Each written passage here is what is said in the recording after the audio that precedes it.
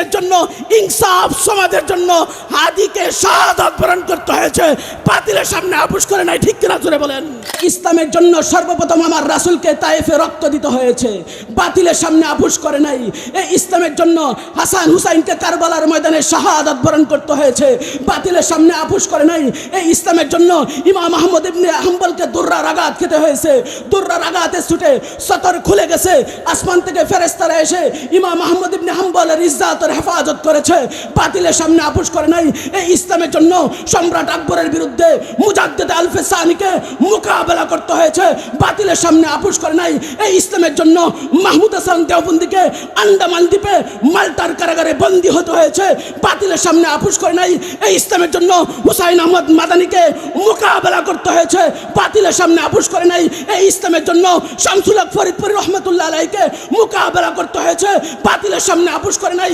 এই ইসলামের জন্য হাফিজ হুজুরকে মোকাবেলা করতে হয়েছে, বাতিলের সামনে আপোষ করে নাই। এই ইসলামের জন্য শাইখুল হাদিসকে বাবরি মসজিদ অভিমুখে লং মার্চ করতে হয়েছে, বাতিলের সামনে আপোষ করে নাই। এই ইসলামের জন্য মুফতি আমিনীকে মৃত্যুর আগ মুহূর্ত পর্যন্ত আমরণ লড়াই করতে হয়েছে, বাতিলের সামনে আপোষ করে নাই।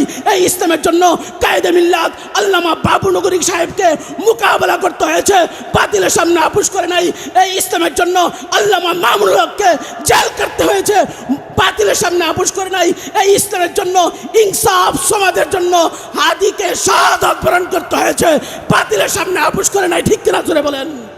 ও মুসলমান, যুগে যুগে কিছু মাজার মুআজ্জার সৈনিক থাকবে, যুগে যুগে মুহাম্মদ বিন কাসিমের সৈনিক থাকবে, যারা ইসলাম রক্ষা করার জন্য, কোরআন রক্ষা করার জন্য, হাদিস রক্ষা করার জন্য যদি প্রয়োজন হয় রক্ত দেওয়ার রক্ত দিবে, যদি প্রয়োজন হয় শাহাদাত বরণ করার শাহাদাত বরণ করবে, প্রয়োজন হলে ইসলাম রক্ষার জন্য মার কাছ থেকে বিদায় নিয়ে কাফনের কাফন পরিধান করে আমরা ময়দানে ঝাঁপিয়ে পড়বো। ঠিক কিনা জোরে বলেন।